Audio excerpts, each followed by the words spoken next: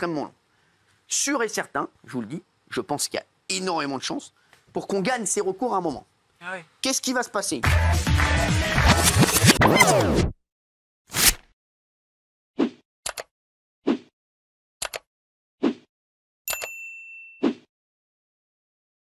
Et moi j'ai un coup de cœur les chéris, j'ai un coup de cœur pour Léna Situation aujourd'hui. Ah, oui. Je ne sais pas si vous avez vu mais elle vient d'inaugurer sa statue au musée Grévin. Moi j'ai eu ma statue et c'est un moment incroyable, sachez-le, c'est vraiment exceptionnel. Et je trouve qu'elle le mérite parce que j'adore cette jeune fille que j'ai eu la chance de rencontrer plusieurs fois. Et elle est incroyable, elle fait du vrai contenu. Et c'est vrai que le musée Grévin doit s'adresser à tout le monde et à tout type de stars. Et Léna Situation aujourd'hui, c'est pour moi peut-être une des plus grandes stars des réseaux. Et ça est tellement émergé voilà, qu'aujourd'hui c'est une star. Et je suis très heureux pour elle. Et il y a mon ami Eric Nolot qui s'est lâché vendredi dans l'émission Pascal, Eric, Yann et les autres. Et Eric Nolot restera un ami, même si je ne suis pas d'accord avec lui là-dessus, mais c'est un ami cher et un ami proche. Un ami cher parce qu'il me coûte beaucoup d'argent, et proche, et proche parce qu'il est toujours près de moi et que je l'adore. Voilà. Mais c'est vrai que je ne suis pas d'accord avec lui là-dessus, et c'est vrai que moi je suis assez fan de Léna Situation, et j'ai eu la chance de la rencontrer plusieurs fois. C'est un amour, regardez. Avant, pour rentrer au musée Grévin, il fallait avoir fait quelque chose de sa vie.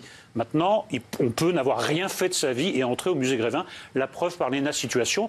D'ailleurs, je note que la statue l'a bien arrangée également physiquement. Donc, ils sont vraiment très aimables. Oh, écoutez, oui ou non? C'est vrai, oui, peut-être. Oui ou non? Peut-être. Oui, oui. Oh, bah, écoutez, je ne sais pas, je la connais pas personnellement. Vous voyez ce que je veux Vous la dire? voyez, là? Oui, oui. Vous trouvez qu'elle est mieux en cire qu'en vrai? Il me semble. Ah bon, je sais pas comme tous les Il me personnes. semble. Alors, Eric, je ne suis pas du tout d'accord avec vous parce que je l'adore. Et c'est vrai que dans ce cas-là, alors, moi aussi, j'ai rien à faire au musée Grévin et je comprendrais que vous preniez voilà, là, peut-être que vous voulez que des personnages historiques, des personnages. Voilà, mais c'est vrai que moi, je l'adore et je trouve qu'elle a sa place au musée Grévin. Et les personnes du musée Grévin sont incroyables. En plus, je les adore. J'ai eu la chance de faire la statue avec eux et tout. C'était un moment exceptionnel. C'est des amours. Et je trouve qu'ils ont une très bonne idée de mettre Léna Situation. Vous n'avez pas changé d'avis ? Non, d'autant que le week-end a apporté des éléments nouveaux. C'est-à-dire que moi, je pensais que depuis la fin de la monarchie, le crime de lèse-majesté avait été aboli. Mais pas du tout. La reine de France s'appelle Léna Situation. C'est-à-dire que si vous l'égratignez, vous avez des dizaines de milliers de trolls qui, jour et nuit, de manière ininterrompue, vous insultent, vous diffament et vous menacent de mort. Donc moi, j'ignorais. Ensuite, écoutez... C'est pas de sa faute. On a fait un débat sur... on a fait un... Non, mais c'est quand même un peu étrange comme ambiance. Personnalité publique... Ça, moi, c'est pareil pour moi. Oui, mais là, ça prend une tournure quand même, c'est impressionnant. Ensuite, bon... Léna Situation, on avait fait un débat, toujours dans cette émission, Pascal, Eric, Yann, excellente émission qui cartonne. Excellente émission, c'est vraiment un bonheur de la faire chaque jour. Et on avait diffusé une vidéo de Léna Situation qui nous relatait une expérience extrême selon elle. Elle s'était privée d'écran pendant un mois. Oui. Et elle disait que l'expérience était tellement extrême qu'elle avait été obligée d'ouvrir un livre. Alors, si vous voulez, c'est un peu loin, en effet, de ce que j'aime. Et je sais, mais Guillaume, vous savez que j'aurais pu dire la même chose que Léna. Oui, mais justement, j'aurais pu dire la même chose qu'elle. Ce qui m'arrange, c'est que le débat portait sur Léna et pas sur vous. Donc là, ça m'arrangeait ce soir-là, il faut bien le dire. Il faut quand même être honnête. Bon, ensuite... Il est con. Non, mais, si vous voulez, Léna Situation est une... grossiste en vacuité, c'est une marchande de vide. Moi, je trouve qu'elle n'a rien à faire au musée Grévin. Avant, au musée Grévin... Mais c'est pas de la... C'est pas de la... Je l'adore, je trouve qu'elle a des talents. Je termine juste. Allez-y, terminez. Je ne me prétends pas comme tel, je donne mon avis. Je dis simplement que là, maintenant, il y a un nivellement par le bas, c'est que tout se vaut, c'est-à-dire Léna Situation ou le général de Gaulle, c'est la même chose. Je trouve qu'il y a quelque chose qui ne va pas. Voilà. Le musée Grévin, je vais vous dire, le musée Grévin, ça met... c'est une statue de tous les gens qui sont populaires. Voilà, et tous les gens qui sont extrêmement connus. Léna Situation aujourd'hui, elle est extrêmement connue. C'est quelqu'un de très populaire maintenant. Et c'est vrai que Léna Situation, moi pour le coup, je trouve qu'elle apporte énormément de choses au niveau du contenu et qu'elle amène un truc qui est peut-être pas votre style, Eric, mais c'est vrai que je trouve qu'elle a rien d'autre, hein, Cyril. Je sais, mais moi. Si t'as dit autre chose sur son physique. Elle est très belle. Elle est très belle en vrai. Vous l'avez vu, je l'ai rencontrée, elle est magnifique.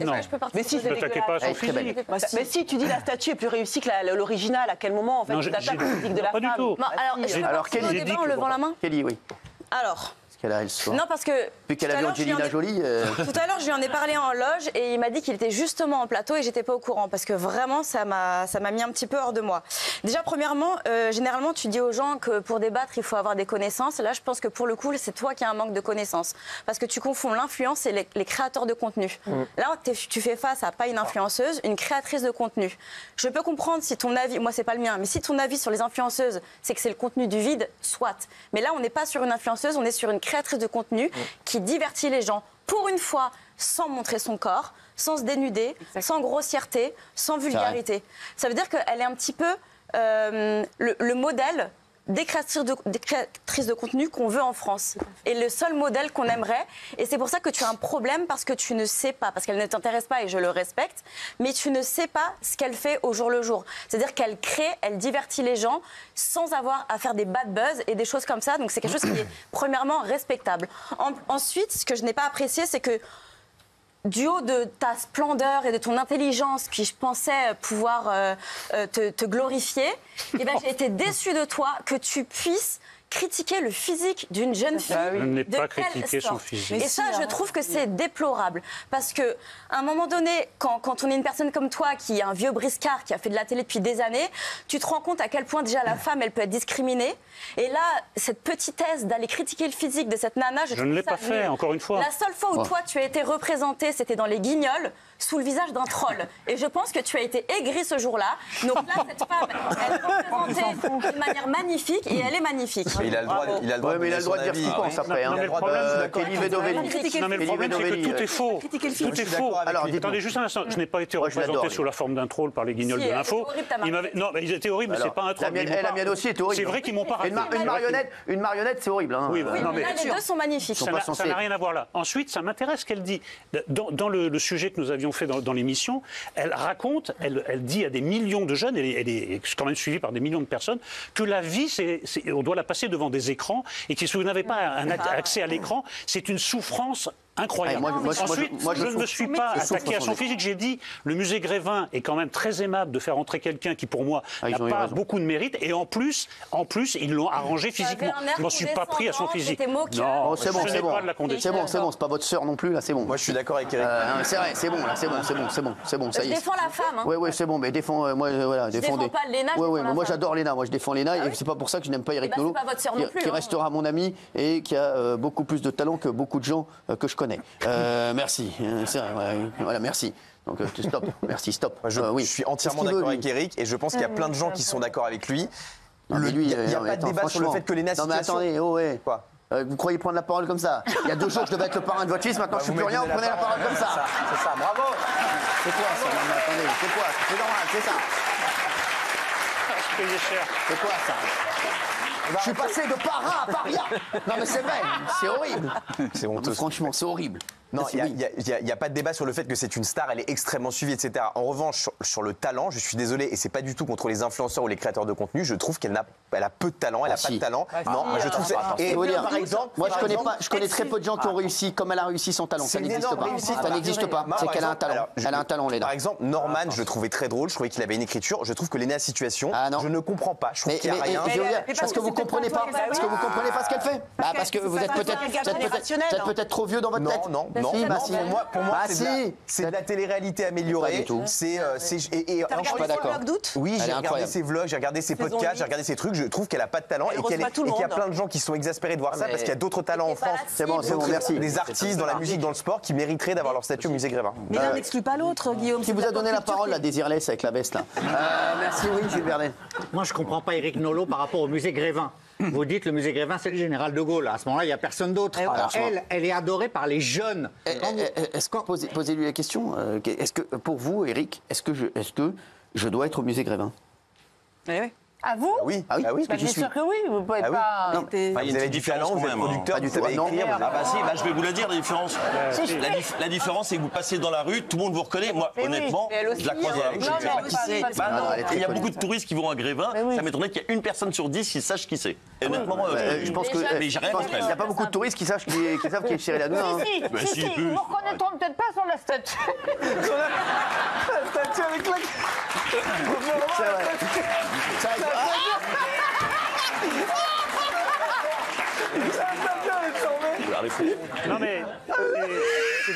de débattre parce qu'on ne débat pas du fond. Oui, c'est vrai. Si on se permet une remarque, c'est qu'on est misogyne, c'est qu'on est élitiste, c'est qu'on se prend pour... Discutons du fond. Excusez-moi, quelle est l'œuvre de Léna Situation? Quelle est l'œuvre de Léna Situation? Des millions et des millions de followers, des c'est pas une œuvre. La mode, sa passion, c'est la mode. En plus, tu sais très bien que c'est de la mode. C'est une icône de la mode dans le monde entier. Elle est invitée à tous les plus grands galas aux États-Unis, partout. Elle côtoie toutes les plus grandes stars du monde de la mode. C'est son métier. C'est comme Kim Kardashian. Écoutez, moi, c'est... D'ailleurs, il est à la cérémonie de signature de 40 CDI dans le groupe Hayat, de jeunes de quartier après les avoir formés avec France Travail. Voilà, donc un jour, vous savez quoi, j'organiserai une réunion sur ce plateau aussi. Volontiers. Voilà. Vous allez voir, vous avez bien aimé, sympa. Je parle avec tout le monde, avec plaisir. Vous parlez avec tout le monde, bien comme moi. Vous savez, moi je parle avec tout le monde. Alors, on va revenir sur Thibaut InShape. Est-ce que ça vous choque cette histoire? Voilà, il a des idées de droite, donc il a été viré d'un grand événement sportif. Mais alors, je vais vous dire, qu'il ait des idées de droite ou pas, qu'il soit viré d'un grand événement sportif, là vraiment, ça devient n'importe quoi, les mecs, n'importe quoi. Oui, Guillaume, j'entends. Alors déjà, il n'a jamais dit qu'il votait à droite. Mais au-delà de ça, donc c'est un préjugé. Et quand bien même s'il avait des idées de droite, quel est le problème? Et est-ce qu'on aurait dit la même chose s'il avait des idées de gauche de manière très assumée? Donc, évidemment que non. Donc des idées de droite. Donc si vous prenez tous les partis de droite, ça veut dire qu'on met environ 15 à 20 millions de Français de côté. On dit, eux, on veut le ballon, on leur parle pas. Ils font pas d'ailleurs, ils font rien. Voilà, ils veulent acheter le pain demain matin. Ah non, vous êtes de droite. Non, c'est bon là, merci. Mais c'est ça qui est terrible, c'est qu'une majorité, quasi-majorité des Français pensent à droite, votent à droite. Il y a 11 millions, parce qu'on parle très souvent du RN, des Français qui votent pour le RN. Si vous avez le malheur de dire en tant que personnalité publique que vous pensez comme le RN, vous perdez votre travail, notamment dans les métiers du spectacle, dans la télévision. On l'a vu avec Jean-François Aquili il y a quelques mois. C'est dramatique. Quand est-ce qu'on va arrêter ça? On a le droit de dire... Jean-François Aquili, on va rappeler. Qui est un journaliste de France, du service public, de France Info, qui aurait proposé à Jordan Bardella de coécrire un livre avec lui. Ça s'est même pas fait. Il s'est fait virer de France Info. C'est tout simplement honteux. Et ce qui m'énerve d'autant plus, si encore c'était pareil pour la gauche, mais non. Combien d'acteurs on voit dans les meetings de gauche qui continuent à bosser, qui sont mis en avant, etc. Ce deux poids deux mesures est insupportable. C'est ça. Yvan Le Bolloc. Yvan Le Bolloc, bien sûr, il y en a plein. Sur nous toute la journée.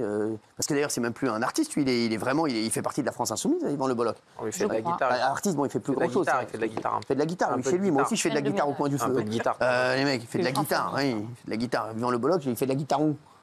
Je crois, mais Porte de Passy. Dans le métro Porte de Passy. Non, et les membres du RN et de Reconquête sont très courageux parce qu'ils osent, entre guillemets, sortir du bois. Il y a plein de personnalités, plein de Français qui pensent comme eux, mais qui, par peur de perdre leur emploi, ne le font pas. C'est une réalité. Moi, j'ai parlé avec plein de gens qui disaient, voilà, moi, je voudrais rejoindre le RN, je voudrais dire que je vote RN ou Reconquête, et j'ai peur parce que je vais perdre mon emploi. Bernard Montiel. Je trouve ça lamentable de politiser un événement sportif, quoi qu'il en soit.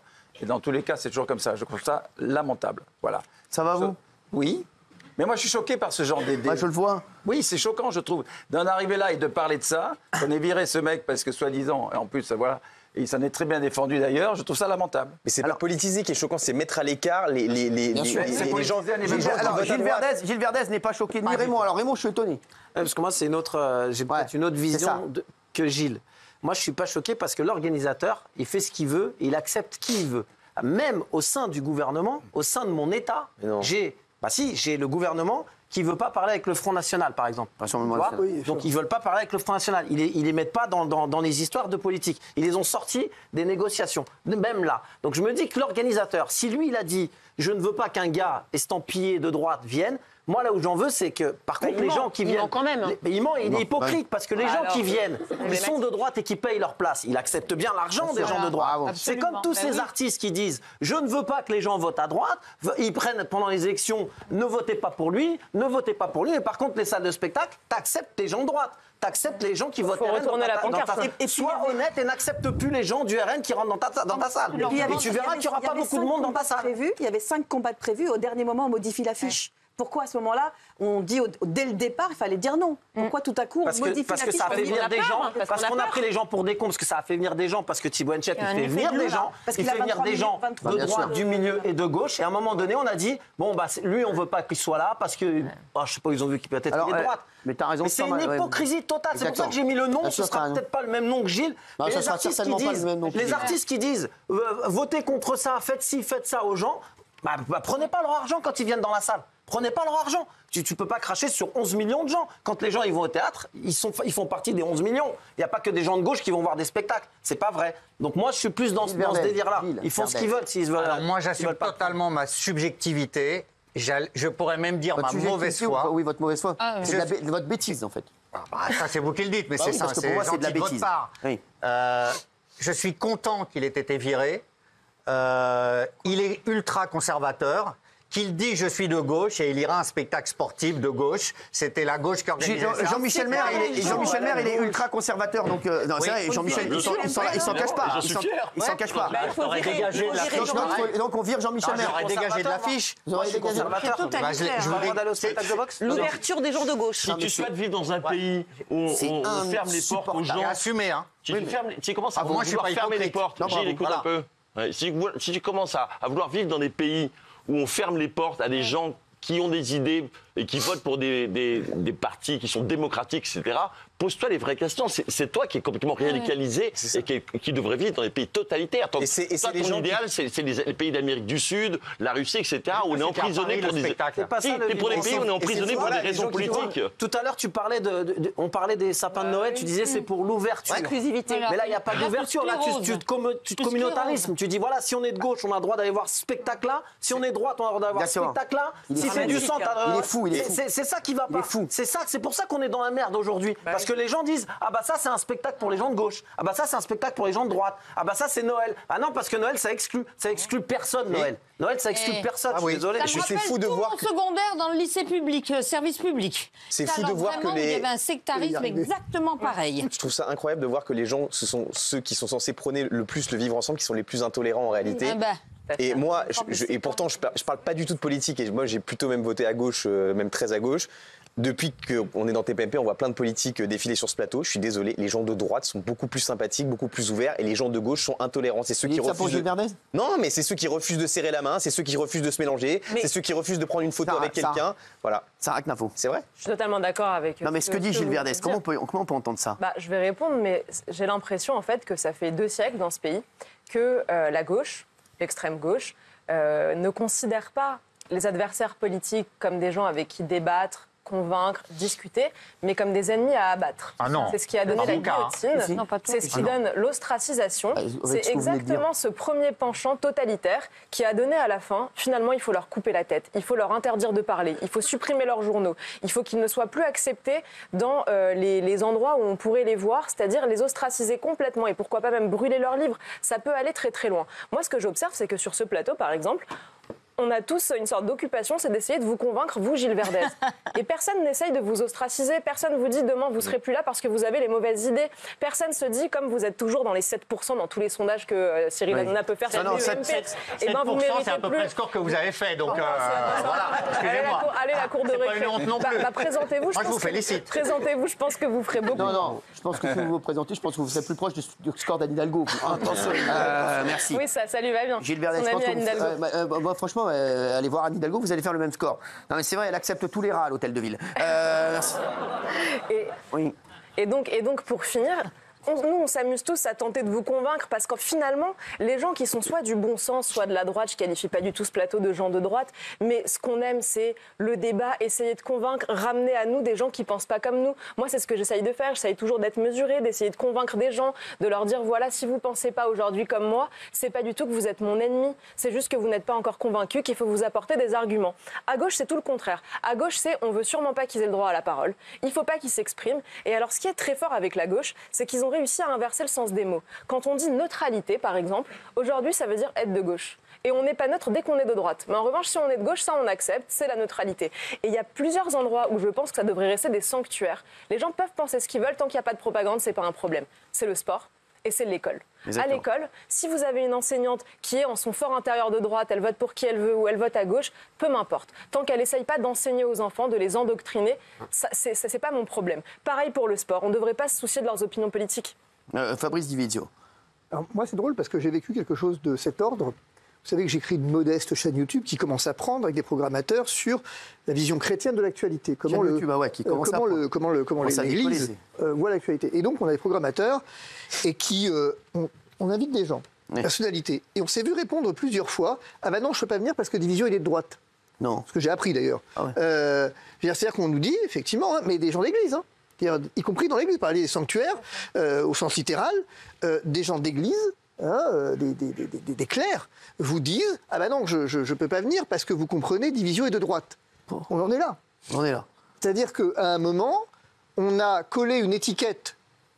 On m'a collé une étiquette sur une chaîne YouTube, je ne suis pas Thibaut Inchep, on n'a pas 2 millions, 10 millions, 22 millions, peu importe. Ça a commencé à bien décoller quand même. Mais, oui, c'est vrai. Ça raconter l'histoire. Mais le fait est que c'est quand même assez surprenant, ça c'est le premier point. Le deuxième point, moi ce que je relève, c'est qu'au fond, vous avez dit tout à l'heure, Gilles, vous savez, il est ultra conservateur. J'aurais bien aimé quand même qu'on discute un court instant de ce que c'est qu'être un conservateur. Il conserve quoi ? Gauche. Ah c'est ça en fait. Donc en fait, ce que vous expliquez... Aujourd'hui, c'est une connerie toutes les 2 minutes. Alors, on va je voudrais... Non, mais c'est incroyable. On va prendre le problème à l'envers. C'est le meilleur buteur. Et à gauche, tu as des social traîtres, y compris dans ton propre camp. Mais on va prendre le problème... Alors, prenons le problème à l'envers. Non, mais je m'en doute. Prenons le problème à l'envers. Parce que les gens de droite ne disent jamais je suis de droite. Monsieur Divisio, que je respecte profondément, moi, je suis de droite. Vous êtes de droite et vous ne dites jamais Jean-Michel Maire, il a dit... Non, non, c'est pas ça. Ah non, non, je dis pas... Non, non, non. Ah non, non, non, non, non, non. Alors là, mon ami... Là-dessus, avec moi, s'il y a bien un mec qui assume absolument tout, c'est moi. Simplement, il m'avait semblé comprendre dans ce pays, que le vote était secret. Donc qu'est-ce que j'en ai à foutre de savoir si je suis de droite ou de gauche ? Ça change quelque chose ? Et ben vous voyez, c'est ça la différence. La différence, elle est là. C'est que moi, ce que vous votez, ce que vous pensez, ne m'intéresse pas. S'en fout total. Moi, ce qui m'intéresse, c'est ce que vous êtes. Tu vas retrouver Fatih ce soir. Non, mais attendez, je rigole pas avec ça. Ce qui m'intéresse, c'est ce que vous êtes. Peu importe que vous êtes de gauche ou de droite. C'est pas ça. On a le droit d'être d'accord avec vous sur un certain nombre de points, être en désaccord, sans forcément coller des étiquettes. C'est comme ça que naissent toutes les ostratisations, elles naissent par les étiquettes. Enfin, dernier point, le sport. Je l'ai dit ici, à propos du drapeau israélien ou du boycott, enfin je sais plus, quand on parle d'Israël. La Russie aussi. J'avais dit, touchez pas au sport. C'est le sport et la solution. J'ai dit le sport et c'est la solution, pas le problème. Dégagez le sport de toute influence politique et laissez les gamins rêver avec le sport. Le sport, c'est le lieu par excellence où on respecte l'autre dans sa différence. Pour avoir fait du sport à très haut niveau, c'est le lieu où la question de la gauche, la droite, du petit, des grands... Équitation. Vous n'avez pas fait les Jeux Olympiques non plus. Il a fait de l'équitation. Je vous rassure... Calme-toi, calme-toi. J'ai vu encore la semaine dernière, on voit de Vincennes monter tempête, je peux te dire que tu as... Je vais vous répondre là-dessus. quelqu'un. Je vous rassure, s'agissant des Jeux Olympiques, vous n'êtes pas prêt de les faire non plus. Donc là-dessus, vous voyez qu'on peut être d'accord. Si, il peut faire les Jeux Olympiques de la connerie ici. C'est ça. N'empêche que si vous voulez... Il aurait des médailles, là. Mais en fait, ça témoigne aussi d'un dernier point. Le Léon Marchand, là. Ce que ça témoigne, c'est en fait d'une distanciation entre la France d'un côté et quelques élites de l'autre. Et je rappelle qu'un trait égale danger. C'est ça. Deux traits égale sécurité. C'est-à-dire, en fait, tout ça, c'est rien. Tous ces mecs, c'est rien, quoi. Qui Bah non, mais oui, Gilles Verdez aussi, d'accord. Mais indépendamment. Moi. Pourquoi je fais rien? Non, parce que c'est vrai. Non. Moi, je vous respecte. Hein. Oui, bah oui, ça se voit. Je vais dire un mot juste sur ça. Finalement, on se rend compte que dans la démocratie, ça a de moins en moins d'impact, qui sont plus du tout une forme d'autorité morale que les gens respectent. Ça n'est plus le mainstream. C'est ça. Quand on voit la victoire de Donald Trump, il a gagné contre tout Hollywood, contre tous les rappeurs, contre tous les acteurs, contre toutes les stars de télé. Et finalement, le peuple s'est dit, bah, c'est plutôt lui qui est de notre côté que les stars du cinéma qui viennent pour aller dans ce sens-là, alors qu'ils gagnent des millions de dollars tous les ans et qui viennent nous apprendre que nous, on est des méchants. Et regardez, pour abonder dans ce sens-là, juste là-dessus, le sondage qui est paru aujourd'hui, là. Le sondage qui est paru aujourd'hui, qui donne quand même le RN vainqueur, va premier tour 37-38%, je ne sais plus, alors qu'on passe son temps à ostraciser le RN. Donc on voit bien qu'il y a d'un côté la France. C'est pas la bonne solution. Il y a la France qui pense et la France qui parle. Et c'est rarement les deux, c'est rarement les mêmes. La France qui pense, la France qui parle. Il est en record saison, Gilles Verdez. Oui, il est en record saison. Gilles, tu m'as dit tout à l'heure que j'étais de droite, je m'en cache pas, et que j'étais conservateur. Et toi, je m'en flatte parce que moi, tous les jours, j'arrive au bureau, je t'apporte ton café tous les jours. Et toi, si j'écoutais tes idées, tu m'empêcherais de rentrer à TPMP parce que tu veux exclure les gens qui sont de droite. C'est la différence entre nous deux. Taylor Swift, on a les chiffres records de sa tournée. J'adore Taylor Swift, j'ai acheté sa voiture. Ah bon? La Suzuki Swift. Oui, merci. Oui, donc oui. Alors, la tournée The Eras Tour, c'est le record absolu dans l'histoire de la musique. C'est-à-dire, avec 149 dates, ça a généré 2 milliards de dollars de bénéfices. Chiffre d'affaires de bénéfices. C'est incroyable. Et pour vous donner un point de comparaison avec Elton John, qui a fait sa tournée avec 328 dates, lui, il a généré que 939 millions de dollars de bénéfices. Donc, avec 2 fois moins de dates, ils ont 3 fois plus de bénéfices. C'est le record absolu. Et rien que le merchandising, c'est-à-dire les mugs, les briquets, enfin les posters, tout ce qui se vend dans les concerts de Taylor Swift, Ils ont fait plus d'1 milliard de bénéfices. Je ne sais pas si vous vous rendez compte, uniquement avec 149 dates. C'est ouf. Bon, ils ont fait l'Australie, l'Asie, l'Afrique, tous les continents, bien sûr. Sympa, ouais. Le Canada et autres. Voilà. Les deuxièmes, c'est Coldplay, avec 1,14 milliard. Les deuxièmes en Il est bénéfice. fort, hein. Et ils sont forts les deux ensemble. Hein. Ouais, c'est étonnant quand même. Hein. Et le troisième? Ce qu'il y a de mieux. Non, je ne sais pas qui est troisième. Tu as une date, toi? Non. Patrick Juvet. Il est mort, Patrick Juvet. Il est pas mort, Patrick Juvet. Mais si, il est mort. Patrick Juvet, il est mort. Il est mort le 1er avril. Patrick Juvet est mort, les gars. Je crois que c'est 20 ou 21. Non, c'est vrai. Oui, il est mort, bien sûr qu'il est mort. Merde, je sais pas, merde. Je suis sûr, j'ai fait son oraison funèbre, alors je suis sûr Ah qu'il ouais, est mort. ah merde, ah ouais. Généralement. Ah merde, putain. Vraiment, c'est qu'il est mort. J'espère qu'il a trouvé où étaient les femmes. Hein. Non, mais c'est vrai, s'il a dit où sont les femmes, c'est lui qui chantait où sont les Alors femmes. sinon. J'adorais, il était sympa, Patrick Juvet. Très gentil. Ouais, je savais pas qu'il était. Ça me fout un coup. Ah, il avait une vraie gentillesse en plus. Putain, merde. Et Napoléon. Napoléon. Il est mort aussi. Il est mort, il est mort. Non, il est toujours là. Si, Napoléon, il est mort. Il a dîné avec lui hier soir. Non, on a retrouvé Napoléon, on a retrouvé le morceau de cheminée quand Joséphine, qui vivait au Louvre avec lui, elle s'était battue avec Napoléon, elle est arrivée pendant qu'il était avec une courtisane, en train d'honorer une courtisane. Ouais. Elle a jeté le tabouret, elle a cassé le marbre au Louvre. Quelqu'un est parti avec le marbre en souvenir et on l'a enfin retrouvé le marbre. Ah, c'est bon, merci. Non, je peux vous parler, surtout c'est un anniversaire important ce soir. Ah ouais? Oui. Le 10 décembre 1994, c'est la première fois que Vanessa Paradis a croisé au VIP de Los Angeles. Elle a croisé. VIP, non? Non, c'est le VIP parce qu'on mange. Ah ouais. Elle a croisé Johnny Depp. Ah ouais. La première fois. C'était donc le 10 décembre 1994. Ouais, je sais. Mais elle n'était pas libre à l'époque. Ça faisait 2 ans qu'elle partageait son avec Joe le taxi déjà? Non, pas avec Joe le taxi. Non, avec Lenny Kravitz. Ah oui, c'est vrai. Et lui, il était avec Kate Moss à l'époque. Non, ah ouais, la brindille. Et alors, elle était totalement amoureuse de lui. Elle regardait les séries télé dans le Club Dorothée avec, évidemment, avec Johnny Depp. Et elle a tout fait pour le rencontrer et pour avoir une histoire avec lui. Quand elle a su qu'il avait quitté Kate Moss 2 ans plus tard, elle a essayé de le rapprocher. Elle allait dans les vernissages dans le sud de la France. Elle savait qu'il aimait la peinture. Il venait pas. Non. Après, elle a essayé, elle a passé l'audition pour La 9e porte, le film. Ah ouais. Pour essayer de jouer avec lui et lui donner la réplique. La 9e porte, c'était. Non, c'était la paire qui l'a réalisé. Bref, et à un moment donné, au Coste, en 98. C'est un hôtel, le Coste. Hein. Voilà, c'est un hôtel. Et là, il y a une soirée d'art moderne, etc. Et là, il est là. Et tenez-vous bien, Johnny Depp se retourne et voit, elle avait mis une robe, une tuerie. Elle avait le décolleté derrière. Nuque. La fameuse nuque. C'est quoi la nuque? Ça paraît être la nuque, c'est ce qu'on a là. Ah oui, la nuque. Ouais. Non, elle avait une robe très sexy. Pas la même chose, oui. C'est sa nuque. Et lui, quand il s'est retourné, il a vu le dos de Vanessa Paradis et la nuque. Et à partir de là, il est tombé amoureux d'elle. Quand elle s'est retournée dans la soirée, ils ont fini la soirée rue Le Pic. Rue Le Pic. Tous les deux. Où lui, il avait un pied-à-terre à l'époque, Johnny Depp, rue Le Pic. Rue Le Pic. L'histoire, elle est magnifique. Ah, c'est beau. Tout a démarré du 10 décembre 1994. C'est ouf, c'est beau cette histoire. Moi, je trouve ça.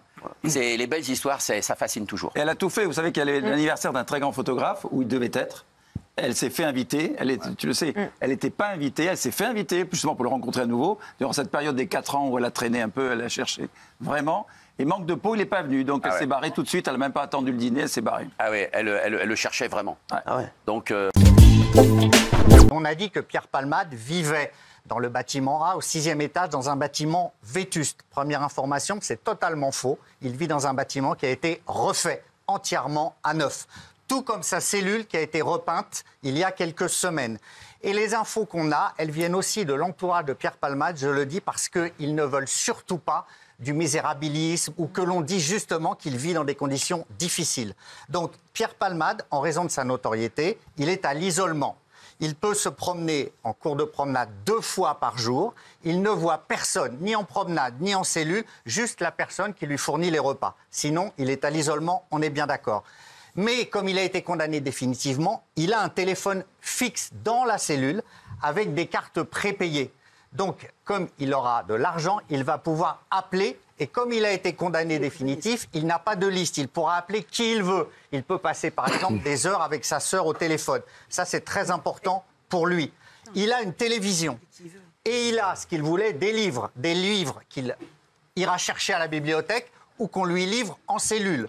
Et sa sœur également, qui a un parloir, va lui apporter des livres. Ce qu'on peut vous dire aussi, c'est qu'il n'est pas, entre guillemets, seul. Normalement, ce week-end, ses avocats viennent le voir en cellule à Gradignan. C'était très important pour lui. Et au départ, c'est vrai qu'il avait peur de la prison.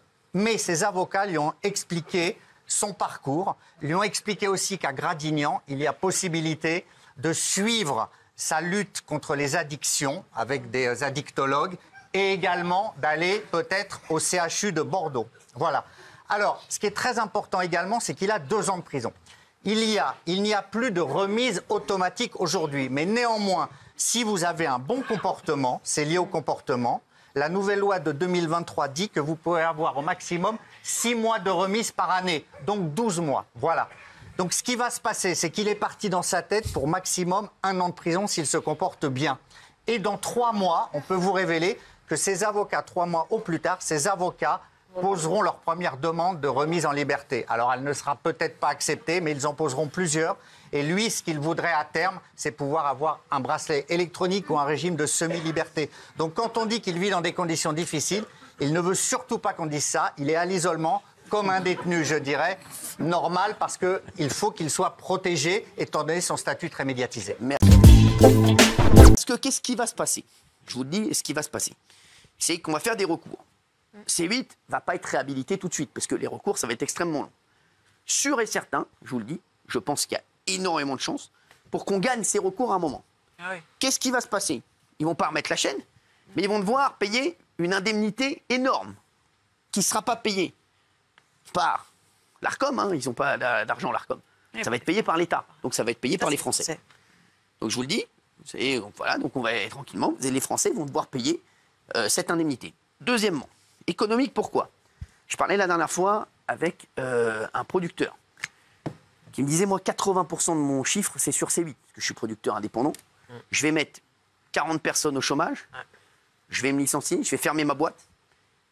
Qui va être au chômage? Qui va payer le chômage?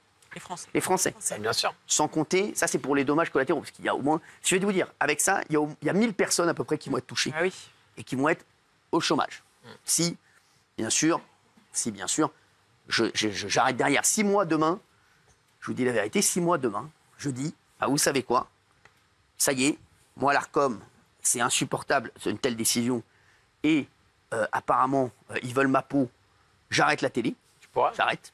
Sachez, je vous jure que je pourrais. Je dis la vérité, voilà, je vais pas, voilà, je pourrais. Je pourrais arrêter. Et je vous jure que c'est vrai. Et c'est pas pour ça. Et si je vais continuer, je vous jure que c'est vrai, parce que je me suis posé la question. À un moment, moi, je me suis dit, peut-être je pourrais faire que du paddle. Hein, et je me suis donné un objectif, je vous jure que c'est vrai, c'était d'être champion du monde dans ma catégorie d'âge. Je me suis dit, je vais faire à fond du paddle et peut-être être champion du monde pour la France dans ma catégorie d'âge. Je vais m'entraîner 6 heures par jour et pour les prochains championnats du monde. Et je me suis dit, et je vous jure que c'est vrai, et j'ai pensé d'abord, à mes équipes d'H2O Production, ma boîte de production. J'ai dit, je ne peux pas faire ça à mes équipes. Pendant que moi, je vais être en train de jouer au paddle, eux, ils vont être en train de galérer. Franchement, je ne peux pas faire ça. Je vous jure que c'est vrai. Après, j'ai pensé bien entendu aux chroniqueurs, parce que les chroniqueurs, je le dis, même s'ils gagnent très bien leur vie, demain, je pense qu'ils ne peuvent pas s'arrêter de travailler. Je le dis, voilà, forcément. J'ai pensé bien entendu à toutes les équipes ici, et où que j'aille, forcément, quoi qu'on fasse sur le groupe Canal, vous serez avec moi, parce que j'aurai besoin de gens, bien entendu, et je privilégierai ceux qui ont travaillé avec moi, forcément, voilà, qui ont fait un travail exceptionnel. Et j'ai pensé également au public, bien sûr, et au public. Et au public, je me suis dit, moi, je vous jure que c'est vrai, hein, parce que les mecs de la France Insoumise, là, qui se réjouissent de la fermeture de C8, etc., mais ils sont... Mais je vais vous dire, quand je vois les deux locus, les boyards qui disent Hanouna... Mais Hanouna, je vous dis la vérité, je le redis, et je le dis, je m'en cache jamais. Aujourd'hui, franchement, je vous le dis, je peux arrêter de travailler, et voilà, et ça va pas, je vais pouvoir vivre correctement. Sachez-le, voilà, je peux m'arrêter de travailler et continuer. Voilà, en plus, moi, je vous dis, je fais du paddle, je fais du truc, donc voilà, j'ai pas besoin non plus de 1000 et des 100. Donc voilà, donc je vous le dis, moi, je m'en fous, vous l'avez vu le reportage, je mange que des hamburgers et des frites, voilà, et je joue au paddle. Donc les mecs, voilà, je vais pas dépenser énormément d'oseille. Non, mais c'est vrai, donc voilà. Mais après, je vous dis, j'aime les voitures, les trucs, je vendrai mes voitures, je vendrai mes trucs, mais je vais m'en sortir. Voilà, mais quand ils se réjouissent, ils disent Hanouna, mais c'est pas Hanouna, les mecs. Hanouna, ça va très bien aller pour lui. Hein. Moi, je pense d'abord à toutes les équipes. Et je l'avais dit à Benaïm, j'ai dit, moi, franchement, s'il commence à continuer à me saouler, je vais arrêter. Je vais arrêter. Mais aujourd'hui, au contraire, il me donne encore plus envie de continuer. Il me donne encore plus envie de continuer pour le public, qui n'a jamais été aussi nombreux. pour toutes les équipes, pour les chroniqueurs, pour défendre nos idées. Continuer à défendre nos idées. Parce que qu'est-ce qu'ils ont voulu faire? Sachez-le, l'ARCOM, leur truc, c'est quoi? Ils ont dit oui, il y a eu c'est l'affaire Louis Boyard. Hein. Mais on continuera à défendre nos idées. Et je vais vous dire, on continuera à dire ce qu'on pense ici et à essayer de faire avancer le débat et dire tout haut ce qu'énormément de Français pensent tout bas. Je vais vous dire, quand j'ai des auditeurs à la radio sur Europe 1 qui me disent merci d'être là, continuez le combat, sachez qu'on va le continuer le combat. Et aujourd'hui, ce qui fait que l'ARCOM a pris cette décision, c'est, ils ont dit, la diversité des programmes. Est-ce que vous vous rendez compte? Donc vous enlevez le programme le plus regardé de toutes les chaînes, parce que c'est le programme le plus regardé, c'est TPMP, et dans cette catégorie donc, de talk-show, et le premier talk-show de France. C'est pas qu'à l'époque le premier talk-show de France, sur France 2. C'est pas, en ce moment, et je vous le dis, c'est pas quotidien sur TMC. Vous pourrez demander à tous les journalistes, ils pourront vous donner les chiffres. C'est à vous. Je le dis, c'est pas 28 minutes. Le premier talk-show de France, c'est TPMP. Donc, ils enlèvent le premier talk-show de France, ouais, mais parce qu'on veut une diversité des programmes. Donc, t'enlèves le truc qui est le plus regardé. Ils se disent pas à un moment... Donc, je vais vous dire moi ce qui s'est passé. Ils ont volé l'élection aux Français en juillet, parce qu'ils vous ont volé l'élection, hein, les législatives. Ils vous les ont volées. Hein. Le résultat, il y a eu un résultat au premier tour. Ils se sont dit, tiens, on va faire un micmac, hein, puis vous allez voir qu'au deuxième tour, le résultat, ça ne sera pas le même. Hein. Donc, ils vous ont volé les élections en juillet. Ces élections qu'ils ont voulu eux-mêmes, ils vous les ont volées. Les Français disent, on veut regarder TPMP et sa bande tous les soirs. Ah non, terminé, ça, vous n'avez pas le droit. Nous, et sa bande, non. Ils disent trop de vérité. Parfois, ils disent que le vaccin, c'est pas bien. Parfois, ils disent, attention, oui, il faut mettre tous les OQTF dehors, etc. Donc là, attention, dans ça, les mecs, ça peut nous poser des problèmes. Ça peut nous causer des problèmes, les mecs. Trouvez un moyen de les arrêter. Oui, les mecs. Donc c'est ça, l'histoire, elle est là. Donc c'est vrai que d'abord, c'est un scandale démocratique, c'est un scandale économique, et c'est un scandale au niveau de la liberté d'expression. Dans aucun pays, une grande chaîne, parce que C8 est une grande chaîne, aujourd'hui on peut le dire, hein, c'est une grande chaîne, C8, oui. C'est jamais de la vie, dans aucun pays, une grande chaîne. Même dans les dictatures. Même dans les dictatures, ça n'existe pas. Une chaîne qui disparaît, ça n'existe pas, sachez-le. Fabrice Division, on est d'accord. Vous voyez, moi, ce que j'ai dit ici longtemps, hein, je vous l'ai dit pendant le Covid, rappelez-vous ce que je vous ai dit. On avait changé de civilisation. Rappelez-vous ce que je n'ai pas arrêté de vous dire ici, qu'un gouvernement qui vous emprunte une liberté oublie toujours de vous la rendre. Ici, je vous l'ai dit, je vous ai dit qu'on basculait d'un régime où la liberté était la règle et la police l'exception, à un régime où la police est la règle et la liberté l'exception. Aujourd'hui, chacun en fait les frais. Et on mesure effectivement que la liberté est un bien à protéger, mais pas seulement la nôtre, mais celle des autres, d'une façon générale. Mais Cyril, il y a un point quand même important sur l'ARCOM. C'est que l'ARCOM se veut le gendarme de l'audiovisuel et vient rendre une décision, impartiale. Sauf que l'ARCOM n'est pas impartial. Bien sûr. Quand on regarde sa composition, et je ne suis pas le seul à le dire, hein, des juristes et non des moindres, docteurs en droit public, des enseignants, dénoncent en fait la composition aujourd'hui de l'ARCOM, qui est censée être une autorité administrative indépendante, mais dont les membres sont peu ou prou proches ou du gouvernement ou de la gauche, de façon claire, et qui se sont mis en tête de façon claire, hein, soyons sur le plan politique. Je parlais de scandale tout à l'heure, c'est aussi un scandale politique. C'est qu'on a, loin d'une représentation nationale et transpartisane, on a clairement une volonté de se faire le groupe Bolloré. C'est comme ça. Alors, et je vais vous dire, je pense qu'il y a aussi Hanouna aussi. Évidemment. Oui. Je vais vous dire la vérité. Parce que moi, ils ne se rendent pas compte. Et même moi, si demain j'arrêtais, moi, vous vous rendez compte le nombre d'emplois et vous vous rendez compte l'argent que je donne tous les ans, moi entre la société, les impôts que je paye. Les impôts, ouais. Vous vous rendez compte? Et après, on va dire qu'il n'y a pas d'argent en France. Je vous le dis. Vous savez combien... Je vais le donner le chiffre aujourd'hui. Vous savez combien je dois payer, moi, entre mes sociétés et moi, en perso, tous les ans d'impôts? Combien je dois donner à la France, à peu près? Je sais pas. 1 million. Combien? 1 million. 1 million. 2,5 millions, 2 millions. Entre mes sociétés, etc. Plus. 1 million. Je dois être entre 10 et 15 millions d'euros. Non. Oh là là. Bien sûr. Ah oui. Bien sûr. Je vous le dis. Oui. Oui. Voilà, oui. Je prends mes sociétés, le perso, etc. Et l'IFI, etc. Oui. Entre mes sociétés, etc. Oui, on doit donner Mais société, et encore, je ne mets pas le groupe. Si c'est le groupe, on doit donner, je pense, par an, je vous dis, on doit être à, franchement, tout le groupe, on doit être à 100 millions d'euros d'impôts. Voilà, 100 millions d'euros d'impôts. Donc on nous dit que la France a besoin d'argent. On va se passer de quelqu'un ou de personnes qui peuvent donner, avec leur groupe audiovisuel, 100 millions d'euros par an à l'État. On n'en a pas besoin. 100 millions d'euros, on n'en a pas de. On va payer les gens au chômage à la place. C'est extrêmement grave. Non, mais est-ce que vous vous rendez compte? Parce que ça, cette dimension-là, je suis sûr, c'était pour ça que je voulais donner des chiffres ce soir. Les gens, mais est-ce que vous vous rendez compte de cette ineptie, Thomas?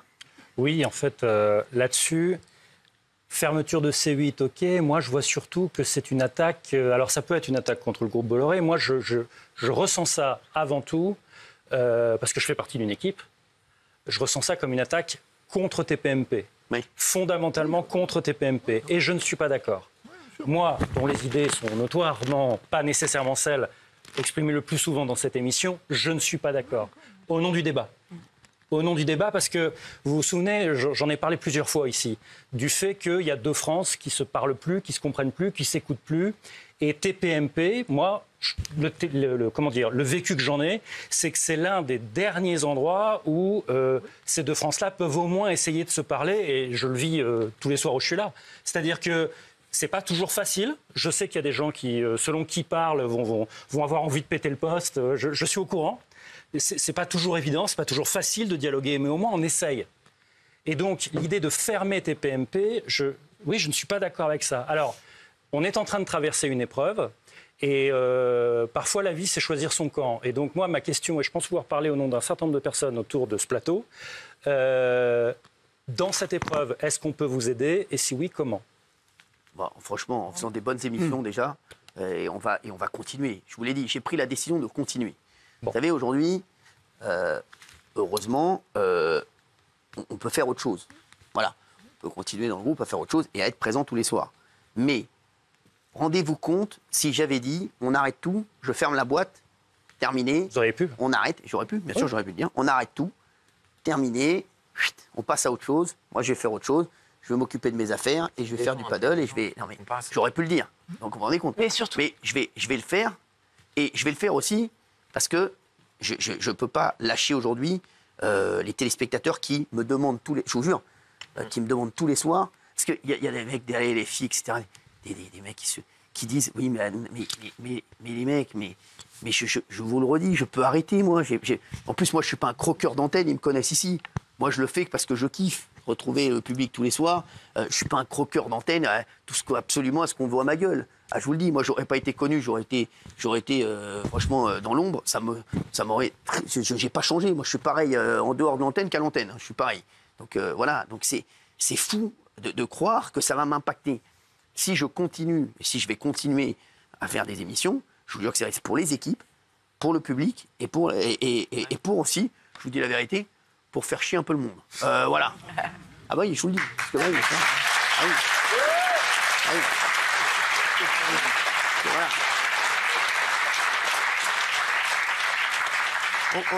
Je vais vous dire ce qui va se passer dans un instant, voilà, pour la suite, etc.